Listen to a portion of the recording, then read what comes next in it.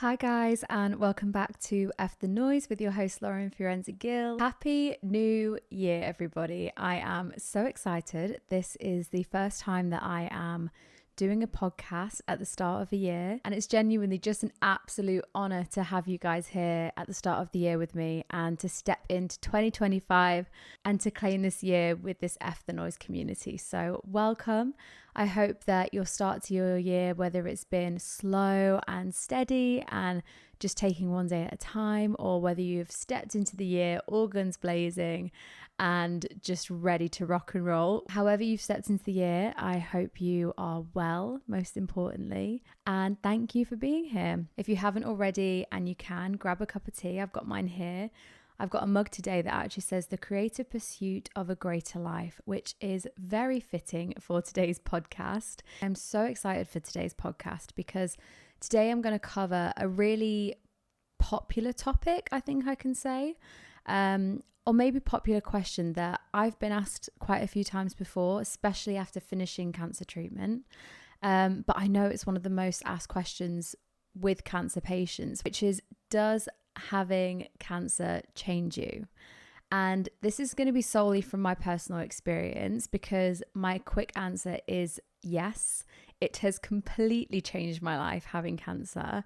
It's completely transformed my life. It's taught me new things about myself that I would have never known if I hadn't had gone through cancer.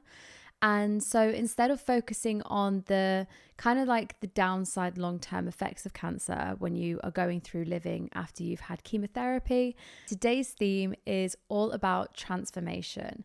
I'm going to be talking about how cancer personally changed my life completely, and all the way up until now. I was 25 when I had cancer, as you guys know, and I turned 31 December just gone. So I really wanted to share my personal journey of how I transformed my life after having stage 4 cancer. And it wasn't easy. There were high highs, there were incredibly low lows. I've been putting so much time into knowing who I am, like more than I ever have. And I would have thought, if you'd asked me before I had cancer, at 24, 25, I would have known who I was fully at 31. And now I finally feel like I actually do. But unless I hadn't put that work in, I'd still have no clue. I'd be doing a job that I absolutely hated. I'd be feeling like I was part of a hamster wheel. I was a number in the world. And I really felt like I didn't have an identity. If you've ever felt lost, if you've ever felt like you don't know what your purpose is in life, if you've ever felt that like little inner fire that you're made for something more than just being in a hamster wheel of life, being a number in the world, if you ever felt like you just want to get to know that little flame inside of you that makes you, stick around, because this podcast is going to cover all of that. So first topic of this podcast is, does cancer change you, and how? So as I mentioned, absolutely, cancer completely changed my life. I had no idea of how distant I was from myself before I had cancer. And also, as you probably would have heard in the last podcast, I really didn't know I was living a life not for me. And that might sound crazy to some. And I genuinely believe that everyone has somehow experienced that lack of not being true to who they truly are. So whether it's a friendship that you have had for years, maybe since childhood, university, college, and you just know something's not right. You just know that maybe you've grown apart, or there's not really much communication anymore. Or it could be that you're still in the same old habits of that friendship cycle of constantly going out, or constantly reflecting on the past but not having much to talk about in the present. Or maybe the other person is just not respecting your time or your energy that you were trying to put into the friendship. So whether it's a friendship thing that you kind of know isn't serving you anymore, but you're sticking around to see what happens, that might be a misalignment. Another way a misalignment to who you truly are could be is a job. Maybe you're in a job situation where you feel like you're just going, you're doing your 9 to 5, and it's a steady flow every day. It's the same routine, the same thing. And you're not growing, you're not learning, you're not happy, you don't feel like fulfilled after you finish the day. Another sign of misalignment in your life, when you're not truly living the life that you want to live, could even be habits. And I'll touch on habits quite a bit in this podcast, because habits have really changed my life. And what I've realized is your self-identity relies on habits. And the more you do a habit, these are small steps throughout the day. These are things that you do consistently, for example, like having a shower or washing your hair or brushing your teeth. Brushing your teeth is a habit that we do twice a day, if not more. And it's something that you don't even think about because you've done it since you were a child. So there's certain habits that are ingrained in us as children that we literally don't even know we're doing because we're so used to them. But then as we grow up into adults, it's time to create new habits. So normally the adult style habits come into play when you're going through school, revision every day for exams. It could be singing lessons every week. Then you go into university. So again, more revision, more studying, more tests, more grades that determine where you can go after that. And then after university, you really are thrown out into the real world and it's up to you to create your own habits. So the time when I found that I really had freedom to create the habits and maybe fell into bad habits was during university and after university, when you're let loose. There's no one to tell you you've got to study at this time because maybe you've moved out of home. That's when you can fall into habits that are influenced by others. So a big thing that I have noticed in my life that really impacts my future and really impacts my happiness and really impacts my health overall, especially after finishing cancer, was re-looking at my habits. And when I finished my cancer journey and my chemotherapy plan, I was left with old habits that I had built and created just without thinking over the years as being an adult, fresh out of university. And that included a lot of heavy drinking. I was constantly going out and partying. And I'm not going to sit here and say that I didn't have fun because I really did. And I loved it. But I was constantly doing that alongside working like 3 jobs, alongside trying to keep my health and fitness into play, constantly keep meeting with my friends, constantly booking holidays. And I just remember coming to this like shocking realization after finishing my chemotherapy that my old habits and my old life did not align to who I was in that present moment. And that was a scary, scary place to be because I was left with an absolutely battered immune system. I was left with an incredibly frail physical body. Like even walking 5 minutes up the stairs would exhaust me. So I didn't have stamina anymore. I was left with old friends that probably weren't the best influences on me, going out drinking a lot. That was the base of the friendship, not anything deeper. So I didn't feel like I had support or understanding there.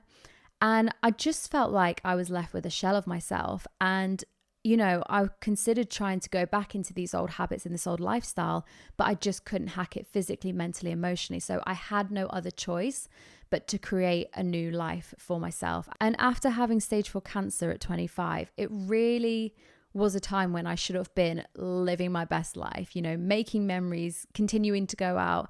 And cancer really put the brakes on that. And it really made me hold the mirror up and say, who am I now? And I had no idea who I was. And I would go to my mum constantly, crying my eyes out, not having any clue of like who this person was, My body had swollen from the steroids. My face had had this like moon shape. It was so swollen. I had no hair, no eyebrows. I just looked in the mirror and I was like, oh my God, who am I looking at? And so I had to start from scratch. And that is truly when it comes to the question of does cancer change your life? I absolutely wholeheartedly would say yes every time. And I would also fight to say, for me personally, it was in the best way because it taught me to start again. And it gave me the opportunity to start from scratch as an adult and learn to step into the world in a way which is who I truly wanted to be. After having stage 4 cancer, I realized that I really needed to reality check myself, realize that my old life doesn't necessarily have to be this new life after cancer. And then I basically decided to take time. And when I say time, it took me from 2019 all the way up until last year, 2024. So years, literally years, to dig deep, do the work. If you want to get to know truly who you are and you want to change your life and you want direction, you want to go towards your goals, that takes time. And basically how I did that is I did lots of reading, I did lots of therapy. So I had a therapist or 2 therapists, I think. who I basically went to with specific areas in my life that I wish to improve. So one of my therapists was specifically for sort of life coaching. So finding out who I was, finding out what I loved in life, what did I like doing every day? Because when I finished cancer, I literally stepped out into the real world after my chemo ended and I had no direction. I forgot how to do my previous job, like literally forgot. I'm telling you now, chemo brain after you finish chemotherapy is real. I forgot how to do my day job. I forgot what even my daily routine looked like. What did I used to do on a Saturday when I have nothing to do? And so that life coach for the first therapist was really great because I learned a lot about finding what I like to do and building a daily routine, which I kind of touched on in my previous podcast. So if you want more information on that, then that's a place to go. And then the second therapist was more of like a kind of topic-led specific therapist for something that I wanted to explore a little bit more. And so that was a more going back into my past to rebuild my future and be happy in my now. And so I'd say both of them completely saved my life in terms of giving me the basics to know how to reconnect to myself. They didn't, and I don't think a therapist can. I don't know if I've never had this, maybe a life coach can. They don't tell you the things that I wanted them to tell me like that was, what is my purpose? This is me on a plate. This is what I've been through. Tell me, what job can I move into that I'll love every day? What is my purpose? Is it to help people? Like the therapy that I had was more of like going back to learn how to undo things that no longer serve me, versus a therapist just going, this is the job that you need. This is who you are. This is what your day looks like. And that's that. And it doesn't happen like that. Like I had to put the work in for that. So all of those 5 to 6 years of therapy, reading books, journaling constantly. One thing I will say is the 5-minute journal is another lifesaver of mine. Like writing down what I'm grateful for was an incredible experience. And as soon as I started that 5-minute journal of 3 things that I am grateful for today, it just sets your day off in a tone which is positive, uplifting, opportunistic. And so by journaling, doing therapy, reading lots, and like sitting down with myself and having some tough conversations with myself and talking to family about how I didn't know who I was. And that was one of the hardest things. Like I remember I went to a family member and just said, I'm in this job and I hate it. And it was over dinner and they looked at me like, are you okay? Like, are you okay? You hate the job that you're in. You've been doing it for over a year now, nearly a year. And you're coming to me at like age 30, 29, saying that you hate the job you want to do. You don't know if this career is right for you. You don't know if this industry is right for you. And you think you might jump ship and do something else. And I wasn't necessarily saying in that conversation I wanted to jump ship and do something else. I just wanted to be heard and not judged and to feel supported. And I was met with kind of like, how do you not know who you are at 30? Like, are you okay? And so that was some of those tough conversations that I had to have, being honest to myself enough to be honest to the people that I love and care about and whose opinions that I value. And sometimes those conversations from the other people are not met with like a hug, and they're not met with like, I hear you, I understand you, let's do this together. Like sometimes they're met with shock, they're met with, you're losing your mind, like why are you always doing different things, just stick to one thing. Like sometimes being vulnerable can open you up to criticism. I will say the past 6 years of rediscovering myself after I finished chemotherapy and putting the work and time and graft and prioritizing me, my health, surrounding myself with a really tight unit of people that I know I can lean back on any one of them and not be judged, and who can also like uplift me like I do with them to be the best version of myself. Surrounding myself with such a small like tight-knit circle has also completely changed my life and helped me become who I am today, which is knowing myself better than I have ever known myself in my whole life and existence, and going back to do things that I used to absolutely love doing as a kid that bring me joy, that aren't linked to a kind of end goal, end result. And being encouraged by loved ones to do that, being like, oh yeah, you're back into horse riding, or oh yeah, you're doing boxing now, how are you finding that? Versus why are you fluttering around, why are you changing direction? Like I have the most incredible people around me. And so that 6 years after I finished chemotherapy of my life after cancer was filled with learning, growing, crying my eyes out. Losing friends was a big one for me. And what really surprised me was in my recovery era, I'll call it, after finishing chemo and being in remission from cancer, is that I lost friends in that stage of my life. And it's been so strange for me and a really interesting realization where I will probably do a podcast on friendships going through cancer and after, because, and what I've noticed in living my life after cancer is the closest people to you change. And naturally, everyone changes, right? I've changed from who I used to be when I met my friends back in college. I changed going through cancer. I've changed every single year from then on to try and be the most authentic version of myself. And so it's natural for people to change. But what's been really interesting for me to understand with friendships and who sticks by and who doesn't is that when you do put in the work with yourself and you do grow, you do begin to glow, you do begin to have like opportunities that you constantly seek out because you are just so passionate about life and you are so aware that time is so short in life. Like, if there's anything cancer will teach you is that time is short. So live your best life. And when you really start doing that, people start to change around you and their perceptions of you start to change. Yes, of course I've changed. I've been through cancer and I've spent so much time growing and like settling into this new version of me where I have so much love to give. I want more for myself.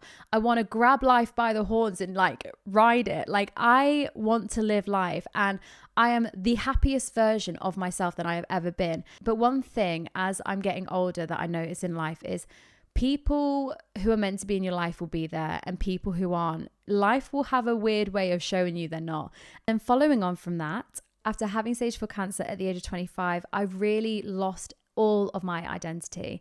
And so after years of therapy, reading, self-discovery, journaling, talking to loved ones and learning more about myself, I have put together this 4-step butterfly method to help you rediscover who you truly are. And that is essentially using your past, using your pain and turning it into your power. I really wanted to create something that is easy to access and that you can start now to rediscover who you truly are. The butterfly method is a 4-step process that can help you truly transform your life. It can help you going from feeling lost, feeling demotivated, uninspired, not knowing who you are, to literally transforming your life, to live your most authentic life, to know who you are, know the little things that fill your cup up and literally wake up happy every single day because you are creating a life that you want to live. So there's 4 stages and stage 1 is shedding the old. So essentially, if you think how a butterfly evolves, they start off in their cocoon phase. So this is stage 1, shedding the old. So you're in your comfort zone, life is cozy, life is comfy, life is predictable. You set up routines that maybe feel a bit mundane, but it's comfortable. You know, you can pay your bills and you're happy, but you're just comfortable. But you're here looking at this stage, ready to take the next step up in truly knowing who you are and building your dream life. And this is the first step in your transformation to help you let go of everything that is holding you back. Taking the time to reflect on the things that are weighing you down.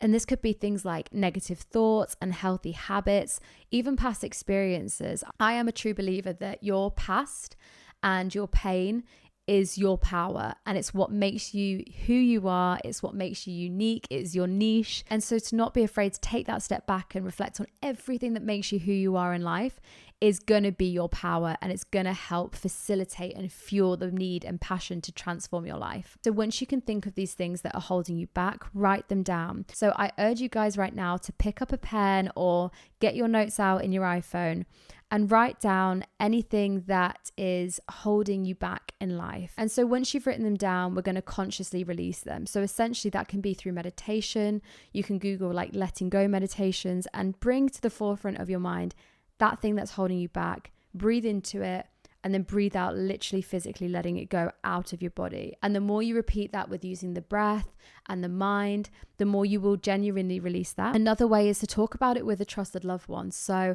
there was a lot of times I went to my mum and bawled my eyes out because I was so lost, and she really helped support me. Stage 2 is the reconnect and reflect. Just like a caterpillar becomes aware of its need to transform, you must reconnect with your true essence, your true sense of self, and who you are. Stage 2 is all about finding and engaging in activities that make you feel alive. So this could be walking in nature or creating art, or it could be a hobby that you've forgotten about that you used to do as a child. And so, for example, a big one for me that I've started doing last year that I truly love, that I mentioned in the previous episode, was horse riding.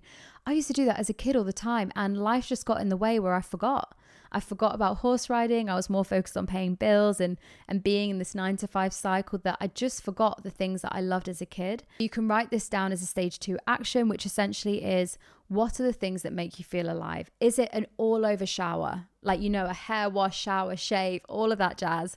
Is it literally going to meet a friend for coffee? Is it a walk in nature? Is it creating art? Is it horse riding? Like, whatever fills your cup up, write that down. And also, if you don't know, that's fine, because I had no clue. After I finished chemotherapy, I felt like I was a shell of myself, and I couldn't even name one thing that made me feel happy or filled my cup. So the way you start doing that is just by writing it down and being conscious of it. So if that means you're in stage 2 for a little bit longer, that's fine. But just give yourself a week or 2 weeks to just see what energizes you in the week and what makes you have that little surge of energy and that little bit of motivation and just that feeling that your cup's a little bit more full.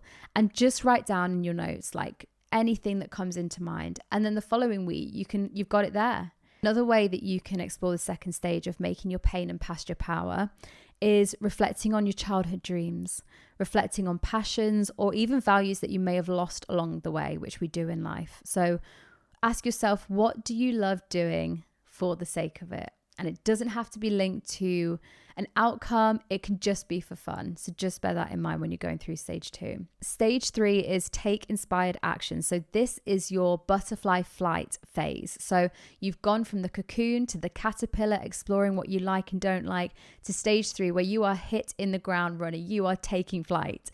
So essentially, like a butterfly doesn't hesitate to spread its wings, neither should you. So you've done the groundwork, you've found the things that have set your heart on fire, fill your cup. Now it's time to simply take small, and I will reiterate small because it doesn't have to be a big thing. Transformation doesn't happen overnight, but take small inspired actions towards what lights you up. Whether it's signing up for a class of something that you love doing, whether it's a singing class or a horse riding class or an art class, whether it's setting aside time for self-care, having that face mask on, the eye mask, putting your favorite reality show on, that fills your cup up, do that. Or whether it's speaking up for your own needs, where maybe before you felt small and silent, now it's time to step up and use that voice and step into your power. So start with small steps, maybe one singing lesson every 2 weeks, or maybe an art class with a friend once a month.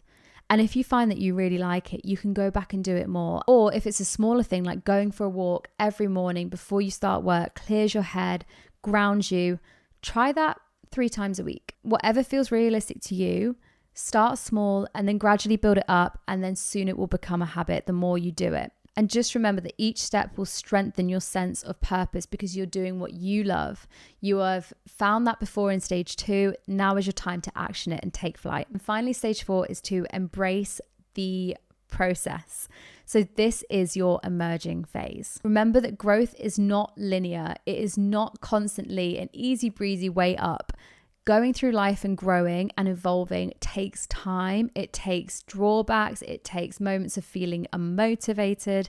But honestly, if you can just take one step at a time and just promise yourself, because you owe it to yourself, just to stay committed to that one thing, that one habit that fills your cup up, just remember to give yourself the commitment that you deserve, that your future self deserves. And if you are feeling demotivated, don't worry, but just keep going. Don't cancel that gym class and say, I'll leave it for tomorrow.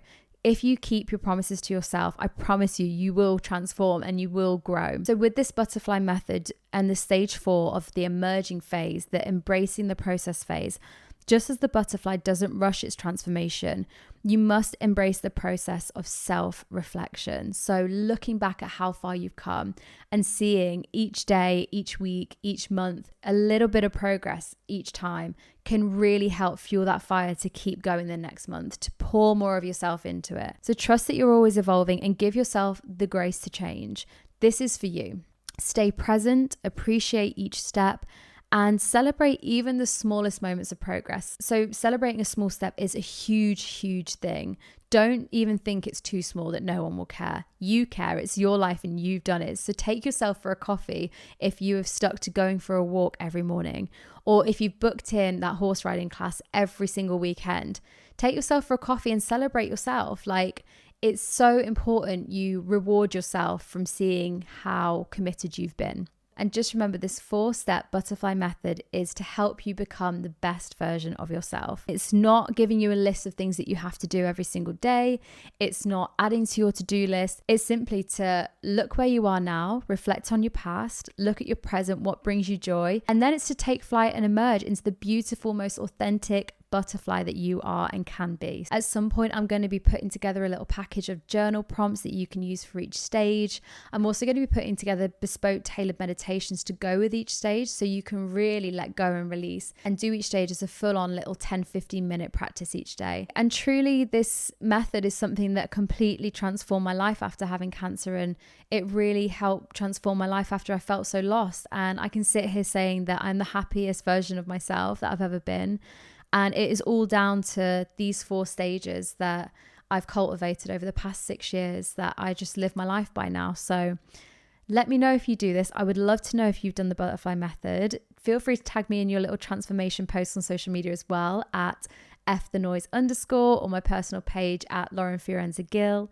And thank you again for listening to another episode. If you haven't already, don't forget to click the follow on this podcast. That would mean the world to me. And don't forget to rate the podcast and leave a comment, because I would love to chat to you guys more about the 4-step butterfly method. And I'd love to hear what else you guys want to see in terms of episodes for the rest of this year. Thank you so much for listening, and I look forward to seeing you guys in the next episode.